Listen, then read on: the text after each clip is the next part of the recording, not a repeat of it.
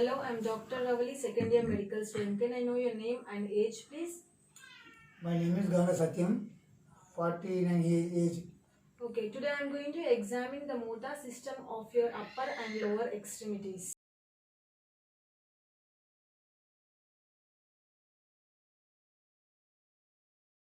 Observe the patient's body position during movement and at rest.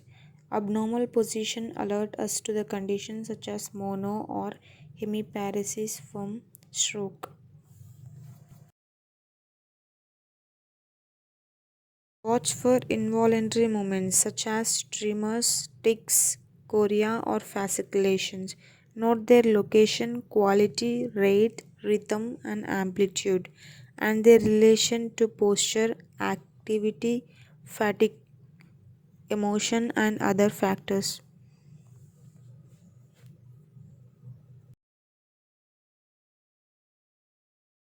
Inspect the size and contour of the muscle. Do the muscle look flat or concave, suggesting the loss of muscle bulk from atrophy or wasting?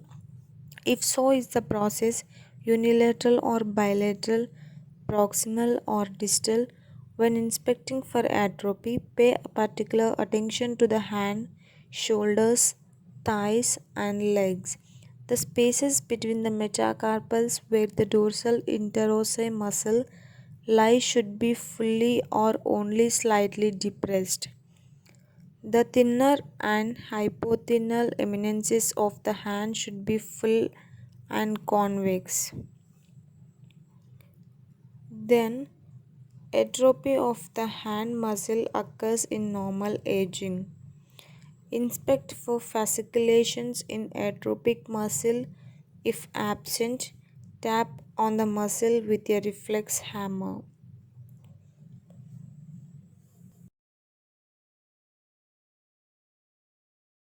When a normal muscle with an intact nerve supply is relaxed voluntarily, it maintains a slight residual tension known as muscle tone.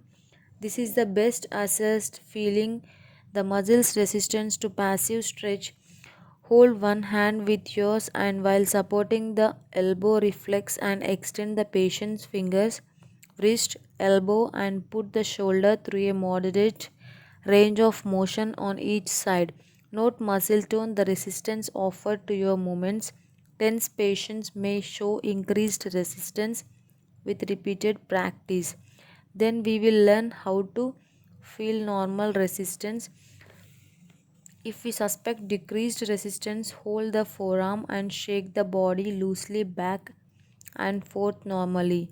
The hand moves back and forth freely, but it is not completely fluffy.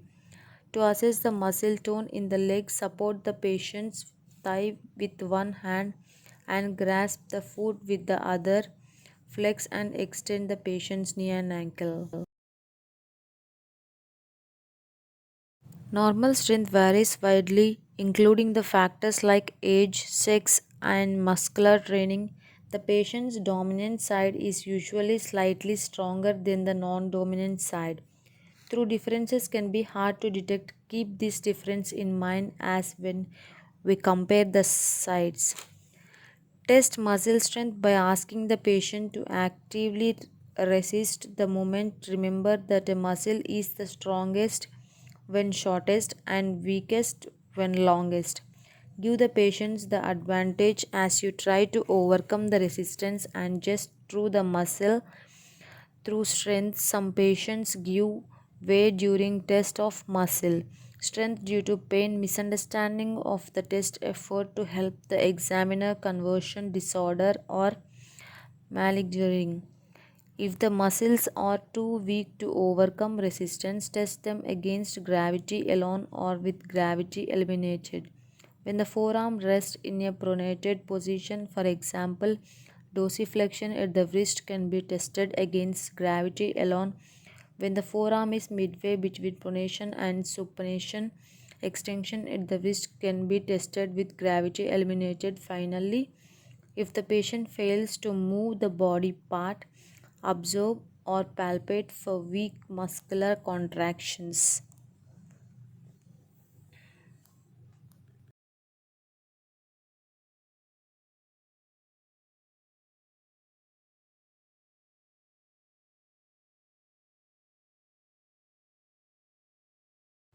Test flexion and extension at the elbow by having the patient pull and push against your hand. Now, responsible for elbow flexion is C5 and C6. Now, responsible for elbow extension is C6, C7, and C8.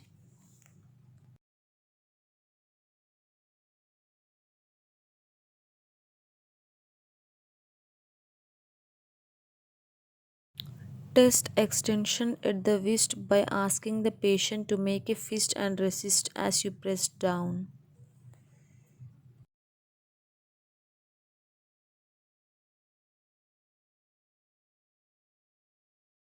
Ask the patient to squeeze two of your fingers as hard as possible and don't let them go to avoid getting hurt by strong grips. Place your own middle finger on the top of your index finger.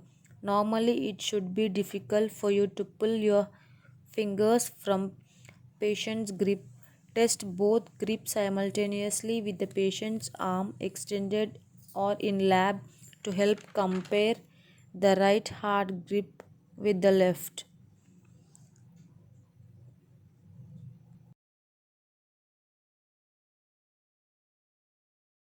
Position the patient's hand with palm down and fingers spread. Instruct the patient to prevent you from moving any finger as you try to force them together.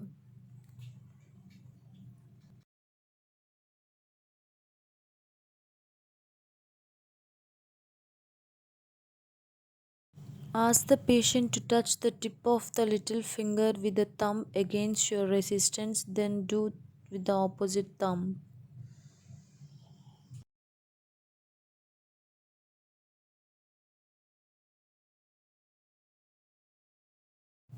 Test flexion at the hip by placing your hand on the patient's mid thigh and asking the patient to raise leg against your hand.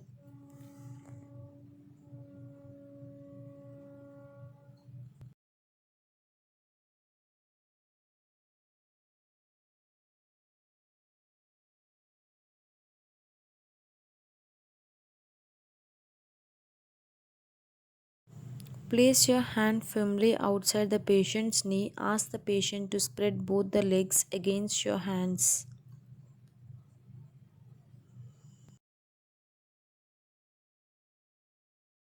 Place your hand firmly outside the patient's knee. Ask the patient to spread both legs against your hand.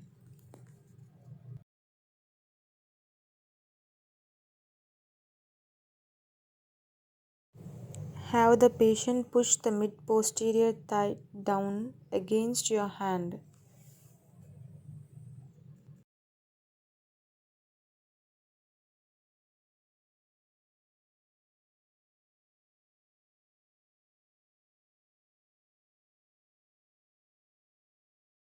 Support the knee in flexion and ask the patient to straighten the leg against your hand.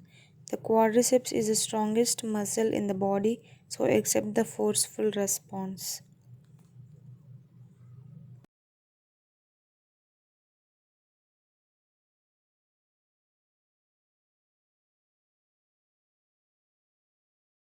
Position the patient leg knee flexed with foot resting on bed. Tell the patient to keep foot down as you try to straighten the leg. Test for dorsiflexion and the plantar flexion at the ankle by asking the patient to pull up and push down against your hand. Heel and toe walk also assess foot dorsiflexion and plantar flexion.